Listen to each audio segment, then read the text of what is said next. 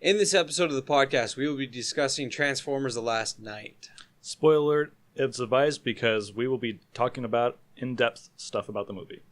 If you do not wish to have any part of that movie spoiled for you, do not watch any farther through this video.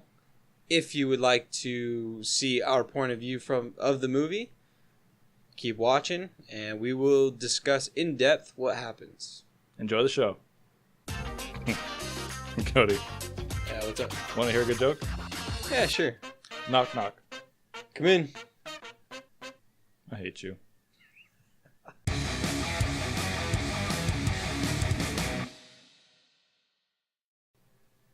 What's up, guys? My name's Cody. I'm Trevor. We are the Beardacious. And you're watching Beard Stew.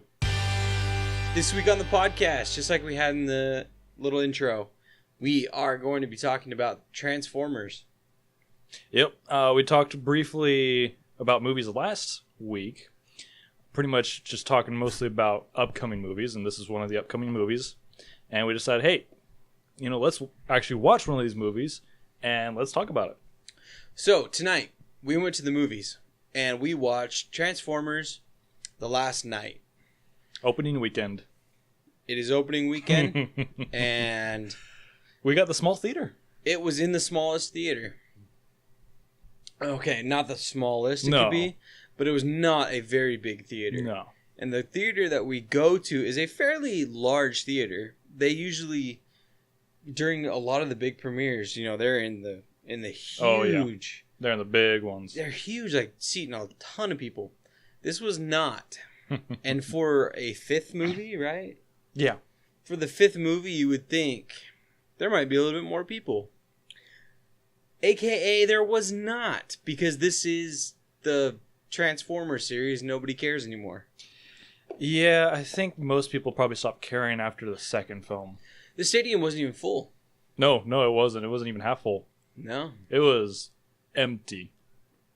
And people walking in and out. Oh, yeah. The entire time. Oh, yeah. So nothing that held the viewers in to watch it. About the only thing that really held, I think, us in the theater was the fact that we're going to be talking about the podcast. Yeah, so the whole purpose of us actually going to watch the movie was to record this podcast. We did go into it low expectations. Yeah, low expectations to be able to talk about it on the podcast, how we feel about it, how we feel about the series as a whole. We kind of already talked about it during the movie podcast. A little bit, yeah. But now we're going to specifically be able to talk about Transformers, and more specifically The Last Night. Again, just in case, we will be talking about the movie in depth. If you do not want it spoiled for you, stop watching now, and you can come back later and watch it after you've watched the movie. Yes. We will be talking about Transformers: The Last Night. Yep. So, Cody. It's on you at this point. Well, did it meet up to your expectations? My expectations were low. So did it meet the expectations? It met the expectations perfectly. Yes. I perfectly agree. It met the... Okay. Now, we did show up late. About 5 minutes. Traffic in California is horrendous. Okay? Doesn't help that we have a festival by my house, so I had to go around to get to his place to pick him up to go. It's Friday. It's, people going out, getting things done, getting ready for their vacation or whatever. It's summer. Yep. Kids are out of school. So there's a lot more people in general. But we were about 5 minutes late, so we didn't catch the entirety of the introduction. But we did get... We got the gist of it. We definitely got the gist of it. Because we got the whole Merlin's part at the beginning about who Merlin was, who King Arthur was, the fact that there was a crash-landed ship, and that one of the... I don't even want to call them Autobots, because they're not Transformers. Autobots, but a Transformer, lived inside the thruster. Yeah. Did you notice that? It's the thruster. It's the thruster part of the crashed ship. We're talking now, when we talk about Merlin and Arthur, we're talking about Merlin and Arthur from 1600 Yeah. AD. Long time Or ago. like 400 AD or whatever. Yeah, I think it's like 400. Yeah, because it was 1600 later. So, yeah, like 400 AD. So this, and the thruster, this ship, is like covered in moss and grass and whatnot. So, But it looks like a futuristic spaceship. yeah. So, I mean, this thing in itself is old. Yeah. So, It's definitely been there for a long time.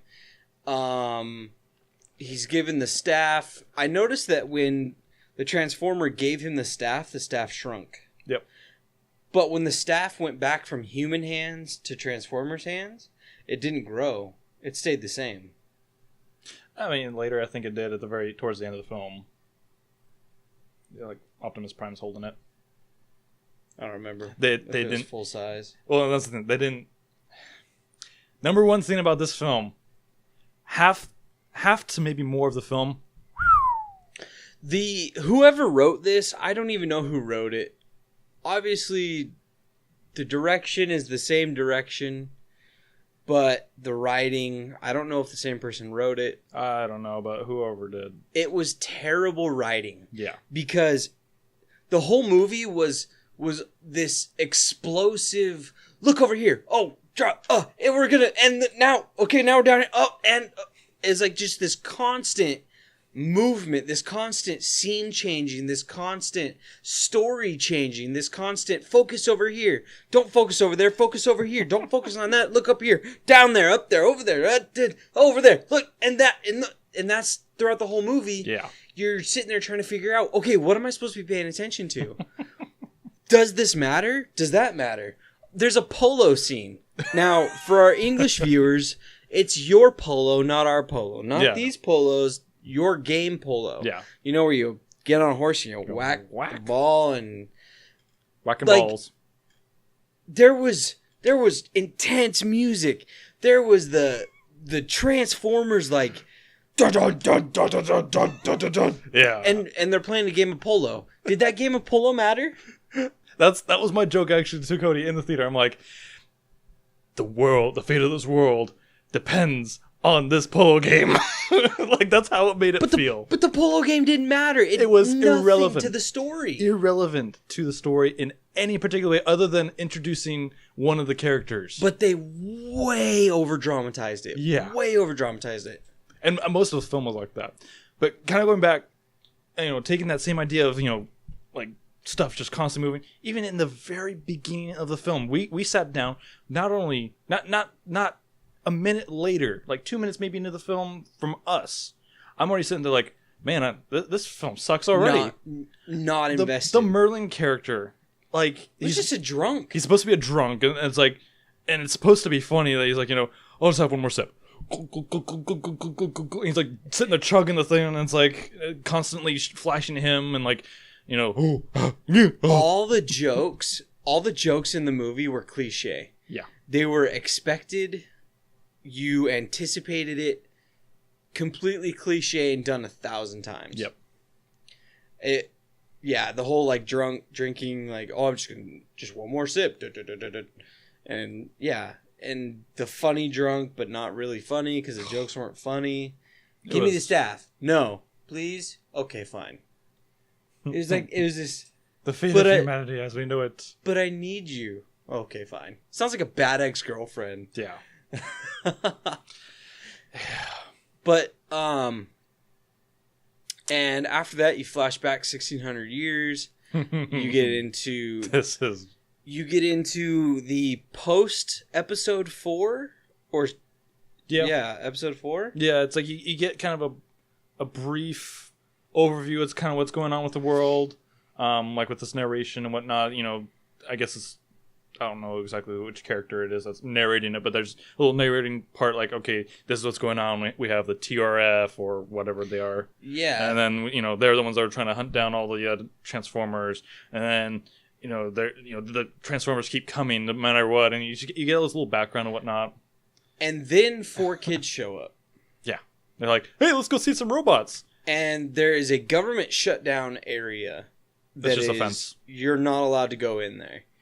It's just like... It's a chain link fence. It's just like that giant piece of property that you see in a movie, and there's a hole cut in the fence, and you go through it.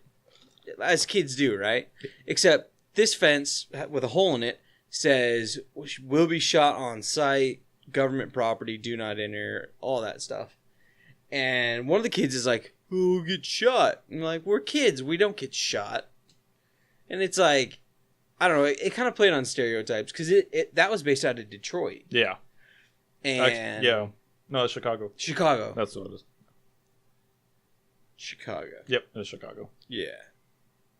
And of course they go in there. Yeah, it's basically just like the government has shut down this whole area because it became a war zone where there were Transformers in there and whatnot. So now it's just completely shut off, and it's completely a ghost town area. And then it's like, look, a dead robot. Wait, I don't think it's dead. Wait, yeah, no, it's definitely dead. Wait, it's not moving. dead. It's moving. Ah!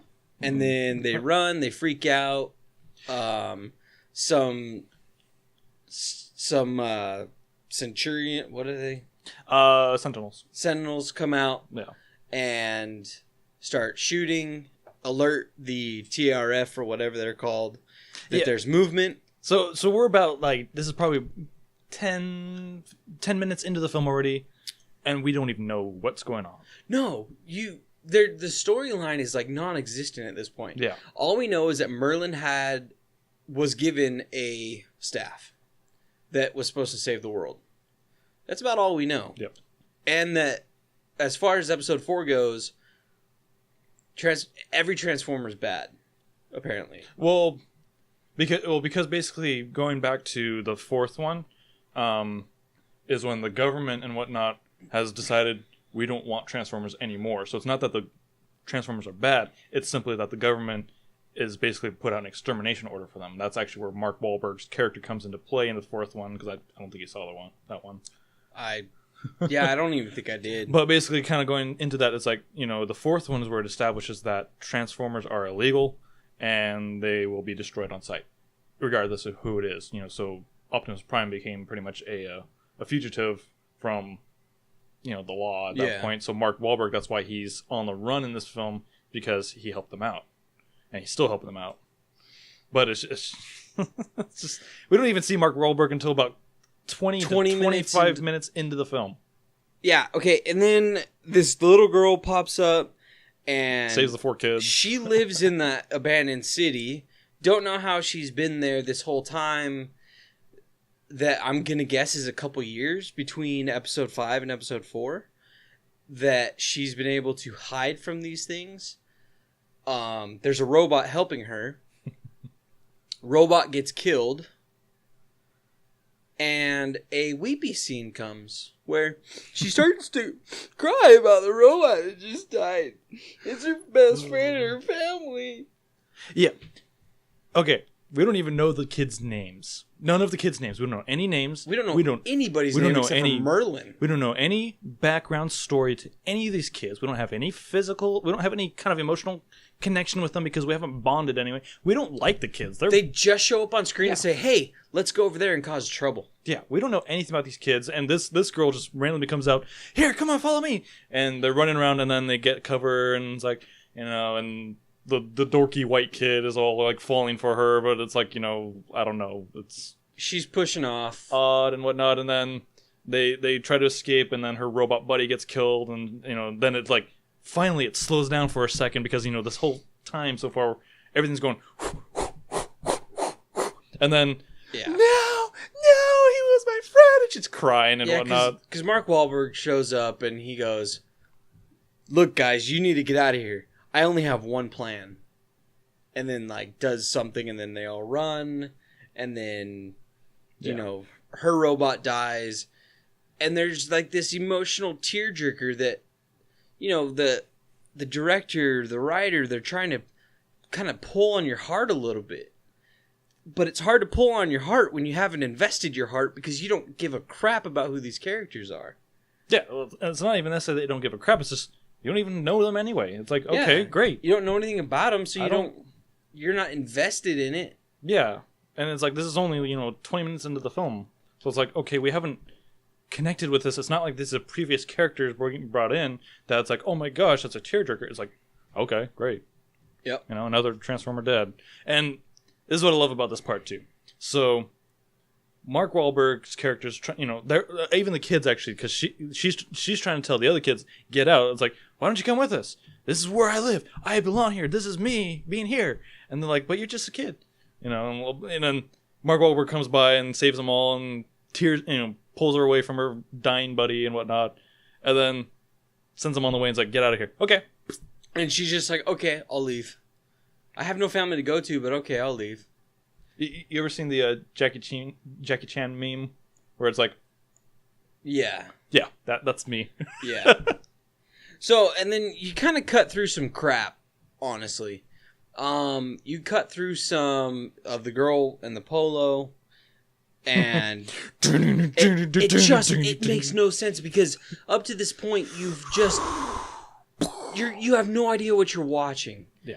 You have no idea what the storyline is. You don't even know who the main character is. Like, who's the main character here? And, Mark Wahlberg finally shows up 25 minutes later, and I guess he's the main character. Yeah, I mean, he was the protagonist of the fourth one, so I already knew he was the protagonist of this one. But it's like, he doesn't show up until later. So it's like, man, it takes almost 20-something minutes just for him to show up. Okay. And it's like not even like a grand entrance. It's just like, he drives in and it's like, all right, kids, let's get out of here. Now, here's a bad moment of a movie as well. When you look down at your watch, that's a bad movie. I looked down at my watch, and it had been about 2 hours. Or just under 2 hours. And I was thinking, wow, when is this over? And it's like, oh, we still have another 45 minutes. It's like, okay, well, what are they going to do in 45 minutes? And then that last 45 minutes just drug along. Yeah. Man, they just put their feet in the sand and drug. Yeah. Oh, boy. No, yeah, I mean, throughout the rest of this film, we're getting literally just flash, flash, flash, flash, flash. And so most of the story, if any, really goes over your head. You get the gist of, okay, great, world's going to end. But they only, kind of pick at that and then just show you action, action, action. Yeah, because you get, the polo scene, and that's, I guess, the background story of her, sort of. And then you get I'm a professor, I'm a doctor, I have every degree in the world. The polo scene doesn't add to anything. No, it doesn't explain anything. That's the one little bit. It's like, okay, great. So we know she plays polo, but is she a professional? Is she just doing it for fun? Is it just because it's England and we're going to do a stereotype of it? That's like me telling you guys. Oh, you guys all play polo. I like to play the guitar. That means absolutely nothing to you, because you don't know what type of guitar. How long have I been playing? How does that affect my life? What kind of music do I like to play? That doesn't really teach you anything. No. And if it doesn't pertain, it doesn't get talked about. Nope. It didn't get talked about polo for the rest of the whole didn't have to do with anything in the movie. Nope. It's not even like the skills that she learned playing polo helped her get the staff or whatever. It explained nothing. It just was just a scene just to bring her in. But it's like, but then, so I mean, okay, I guess she, can ride a horse, great, but that doesn't apply to anything. She falls off. She falls off. And it's like, okay, so is it supposed to be telling us that she's clumsy? Is it that I she just... I don't even know. If anything, maybe it's just because the only thing I can connect with is that she is rich. And, what do rich people, stereotypically do? They play polo. Yeah, but all they had to do was show the house, which is like the very next scene, and she's with her grandma, her mom, her aunt, and whoever. Her aunt's aunt. And they're all... they're pretty much joking on Tinder. And... without directly saying it. Oh boy. But and they're making sexual jokes, and of course because they're old, they don't get it. Mm-hmm. And she just kind of ignores it. Her mom is trying to get rid of her dead dad's things, but wants her daughter to take it, and says, "Hey, get whatever you want because we're just going to get rid of it." And then she has a flashback of her being kicked out of the room. By the way, her character, I can't even remember her name. It's like they mentioned that twice in the film. Wait, I am Optimus Prime. Wait, who? I am Optimus Prime. Who are you? I am Optimus Prime. That guy. That sounds familiar. Who are you again? Optimus Prime. Okay. Optimus Prime. Every I time. am Optimus Prime. Oh, that one. Okay. That one. Every time he comes onto the scene, in a new scene, I am Optimus Prime. In case you guys didn't know, the big blue and red guy, he's Optimus Prime. Wait, who? The big guy, red and blue, he's Optimus Prime. What's his name? Optimus Prime? What's his name? Optimus Prime. Oh, okay. Yeah. That guy. I'm pretty sure he's Megatron. No, that's Bumblebee. It was terrible. Like, Every freaking... he said his name 1,000 times. He said it at least 5 times. I am Optimus Prime. That's exactly how he says it every time. Yeah. And of course, I don't know.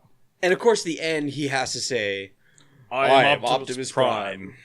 But, anyways, going back to that flashback with the lady, the girl character, the nameless character. I can't remember her Sorry, name. that's where I went. You said the names, and then I thought about Optimus. And Yeah. yeah. But, okay, so she's a brunette in the movie, okay? Flashback. She has short blonde hair.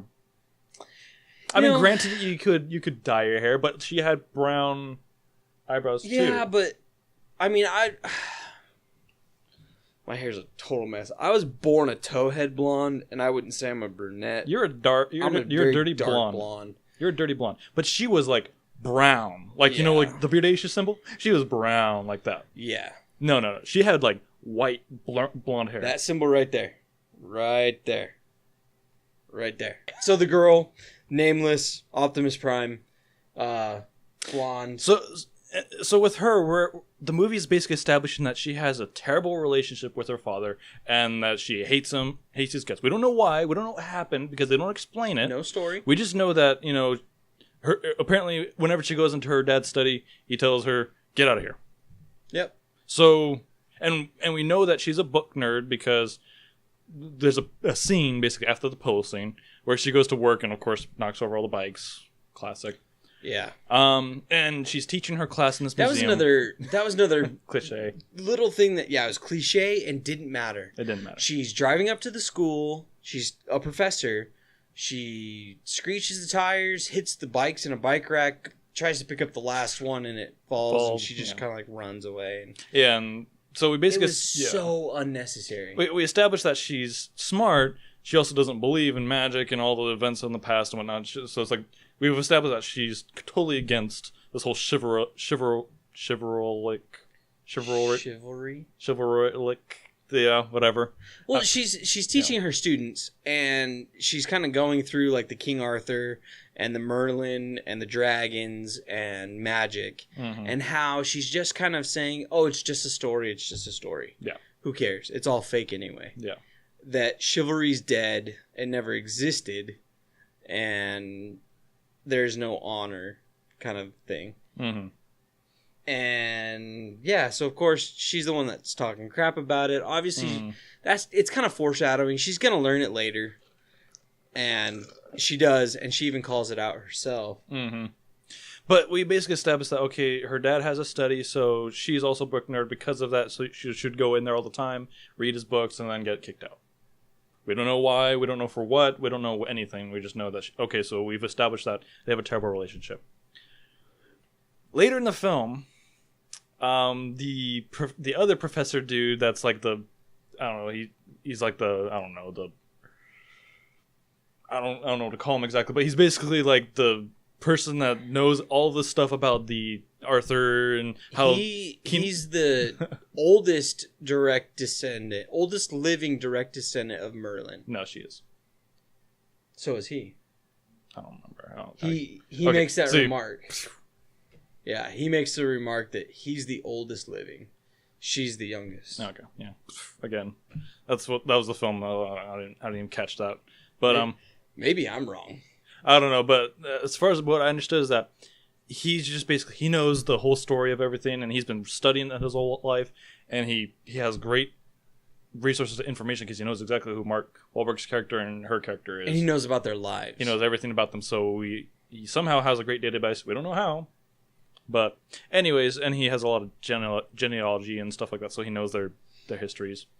But he basically is telling her that, she's the, really the only relative descendant of Merlin, which he proves it because he has a book that has her in there. But look, any stalker can get a picture off the internet, print it out, put it in a book, and go find the person and say, look, we're related. Yep. Easily. See, I have your picture. Yep. It just shows that he's a stalker. But and then it's just funny is that now he's saying that you are the hope for our world because you can wield the staff. Only descendants of Merlin can wield the staff. And you know where it is, so go find it. Yeah. By the way, the world's going to end in 3 now days. if you don't get it. So you need to please pick that up real quick. Yeah. Then we, of course, now when they're going to look for it, they're in her dad, then she brings Mark Wahlberg's character to their house and they go up to her dad's study looking for this thing. Looking for a hint. A clue. And, okay, now we're getting we get to a point where it's like she gets flashbacks of her dad reading her a story in his study. That doesn't make any sense. He was kicking her out of the study. But all of a sudden, now she's sitting on Daddy's lap reading a book. And it gets worse. She has her own secret cubby in this study room. Now, it's floor-to-ceiling books. And Mark Wahlberg's character, when he walks in, he goes, wow, how are we going to find this? It's going to take us years to go through everything. And then just starts breaking stuff. Again, it gets back to the sexual innuendos. Yeah, and because all the ladies downstairs are hearing the ruckus. They hear the ruckus and they even say phrases like, I need to go faster. Yeah. Oh! Yeah, it's bad. So they're ransacking this room, and then she has this flashback about the book, and then she goes, oh yeah, I have a secret cubby, and then opens it up, and it's like, why do you have a secret cubby in a room that you weren't even supposed to be in? Yeah. So we've established now that her dad and her had a bad relationship, but they had a good relationship. But which one is it?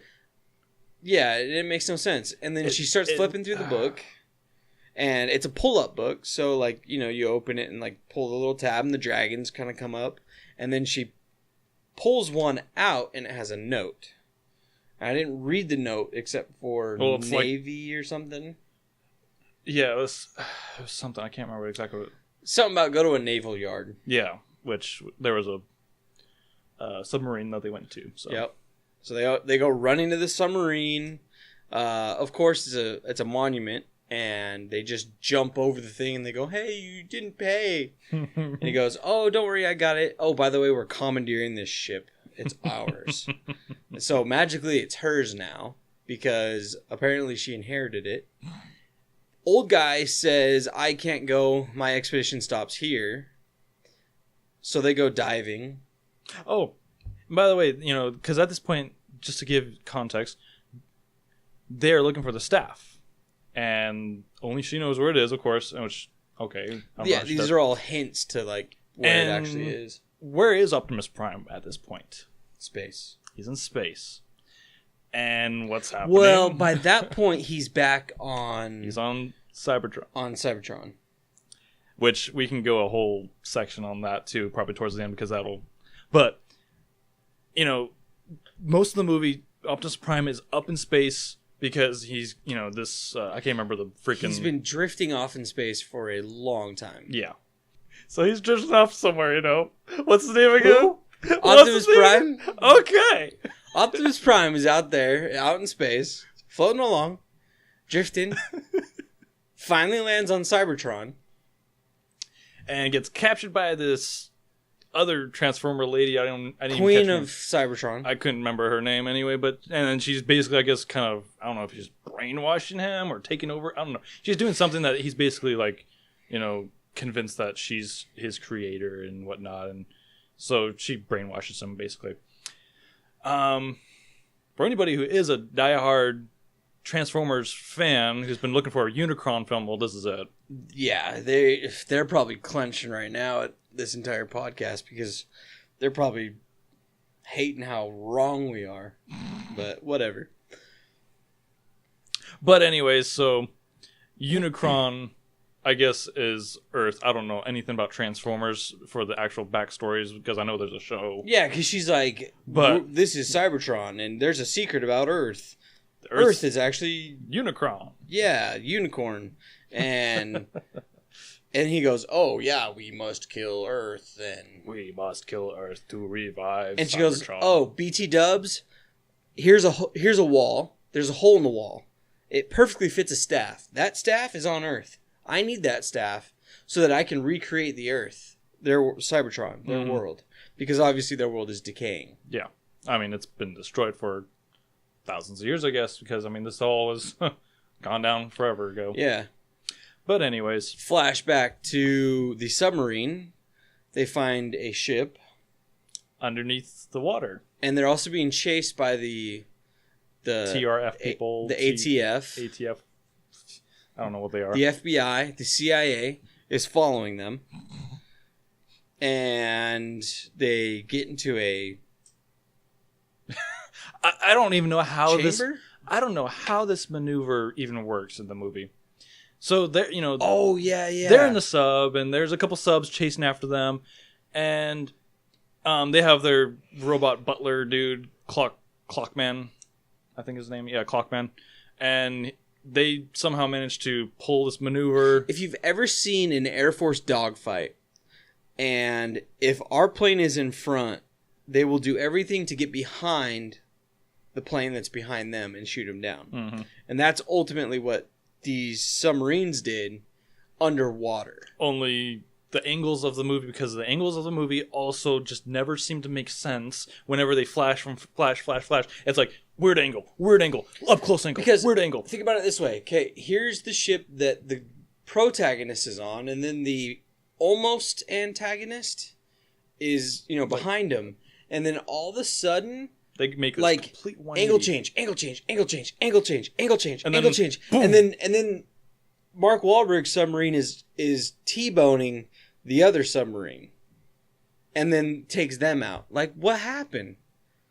I don't even know how they managed that maneuver at all. Good job with the camera angles. Like, yeah, we see ships underwater, submarines It's underwater. all these close-ups and all these But there was no split-second transitions. There was no nothing. So all of a sudden they're just T-boning the next submarine. It's like, okay, great. Yeah, that makes so much sense. You can do that in a submarine so easily. Yeah, because submarines turn on a dime. Yeah. Yeah. But anyway, so then they go down to the ship and they find the staff. Well, sort of. Yeah. They have, because there's the knights, and she's like, oh, knights usually guard something. They figure out how to unlock whatever, opens up this little place where Merlin's casket is. They're like, oh yeah, right here it says don't open. I'm going to open it anyway. And they push it off. I didn't come all this way for nothing. Push it off, and then there's a wooden staff in Merlin's hands. Just the interaction at that point was pointless and stupid and made no sense. It's like, okay, because she's like, it says here do not open. She's like, so what? You're not going to open it because of this? I didn't come all this way to do this. It's like, so you're going to open it, right? Yes. Okay.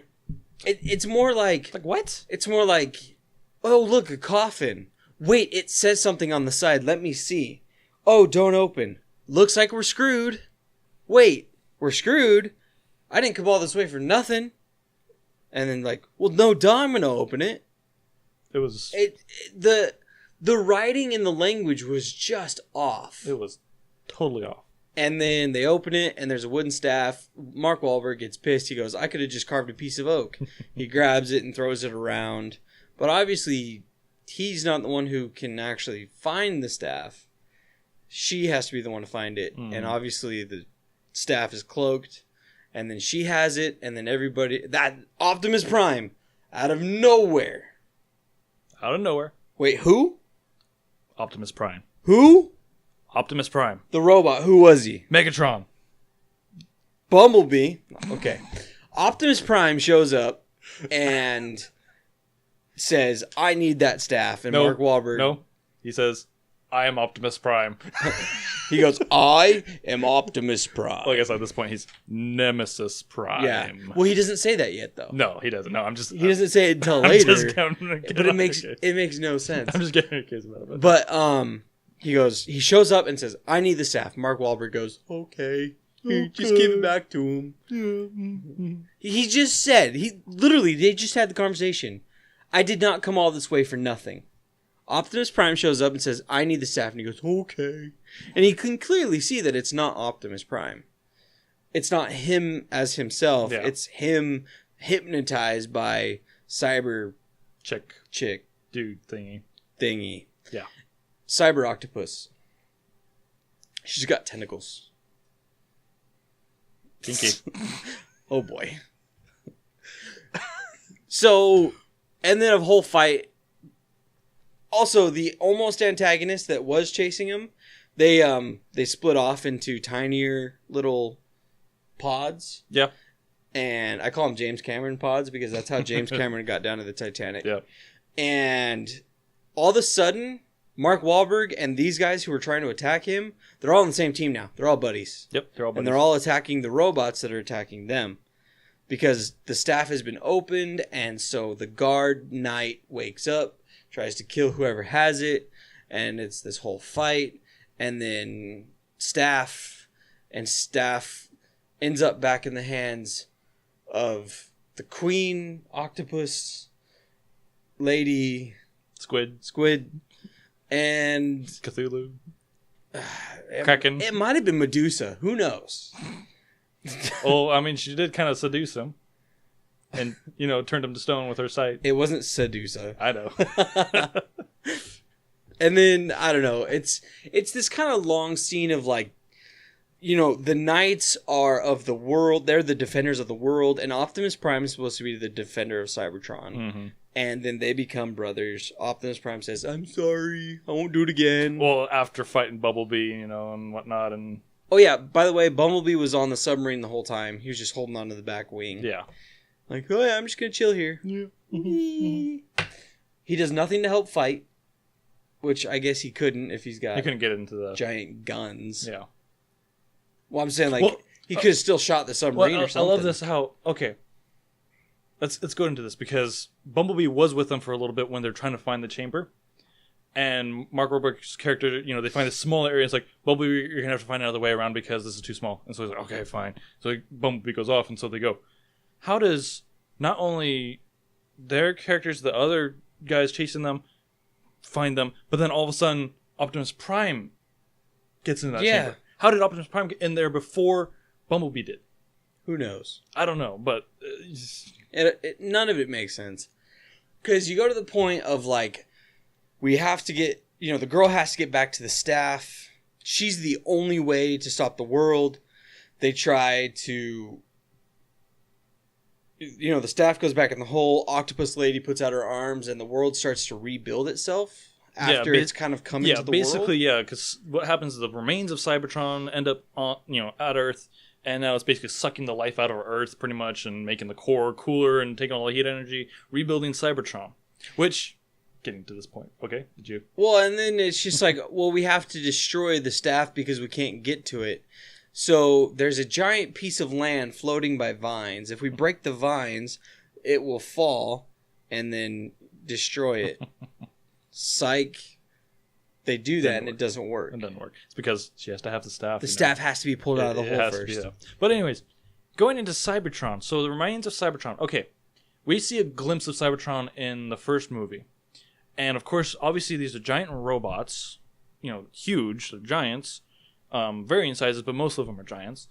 And bigger than Optimus Prime, too. Yeah, some of them are bigger. But Optimus Prime is he's a big one. Transformer. I expected Cybertron to be this gigantic, almost Jupiter-sized world, because that's obviously bigger things are going to live in bigger worlds in that case. Why is Cybertron the size of the moon? Yeah, it didn't make sense. Like, obviously, yes, it's in pieces and it's like hanging from like gripping stuff. But it's like, okay, but the base of the world is still, the base shape of the world is still there, and it's not even close to the size of Earth. It's like the size of the moon. It's probably between the size of the moon and the size of Earth, but closer to the size of the moon. Yeah, it's like it makes no sense.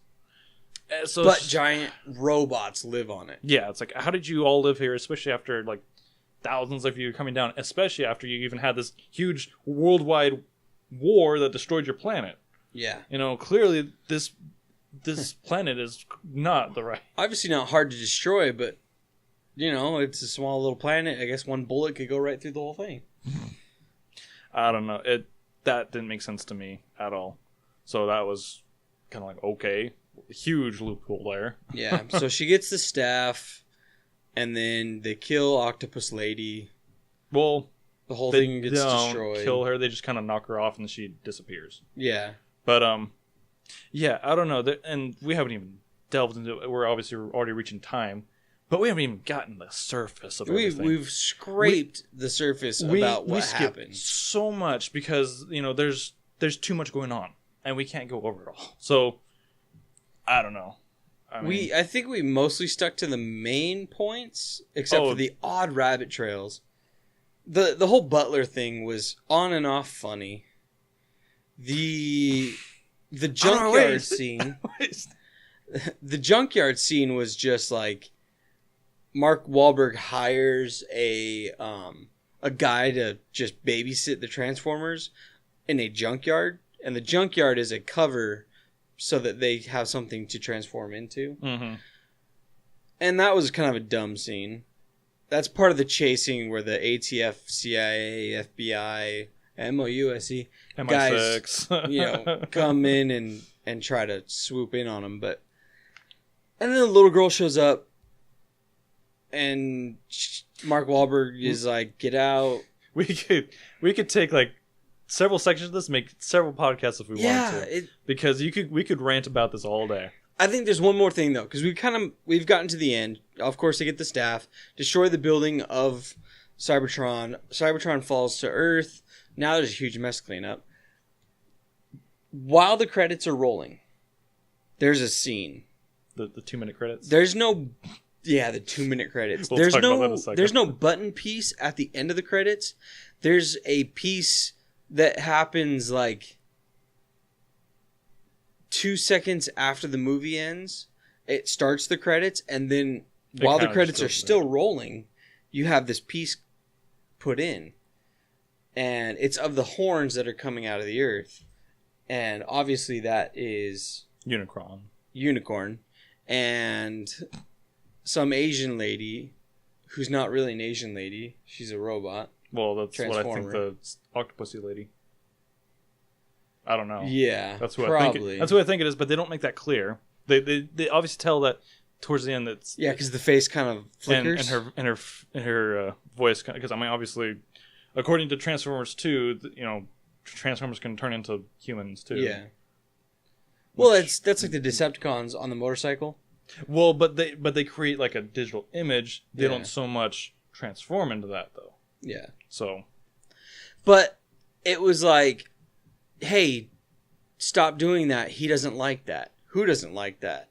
Oh, you'll see. I know how to kill him. And that's it. And it ends. And then full credits for the next 30 seconds. Yep. And then the movie's over. So there's obviously going to be another continuation. There has to be. They're setting it up to do one more. And this is where I'm confused, because a while back, actually, like about a month or two back now, I did look up, because like I thought this was supposed to be the last film, because that's what I heard it was going to be the last one. It's been advertised over and over and over again as, watch the last Transformers film. You know what? I looked it up on Google, and they have like 3 more films planned at least, and maybe even like 5 more. There's supposed to be like a Bumblebee offshoot movie, and there's supposed to be like a couple more that are on top of that. And it's like, okay. It's all about money. It's all about, let's just keep it going until it's completely dead. But to be honest, it was dead by the second one. 4 years ago. Yeah. Probably more. I don't remember. I don't remember what it is. But the second one came out in high school. Yeah, that was a long time ago. So, I mean, that was yikes. But that has been this podcast. We, discussed everything, not everything. Oh. We discussed a little bit about how we felt about the Transformers movie. And if you have any questions, comments, concerns about anything that we talked about, if you have any input that you would like to tell us, you can leave a comment or go to our website, thebeardacious.com. In the contact us section, there's a little form you can fill out, and we will definitely respond, especially if you have some good input or if you have any questions that you'd like to ask us. Yeah, let us know how we're doing. We want to be able to keep this interesting.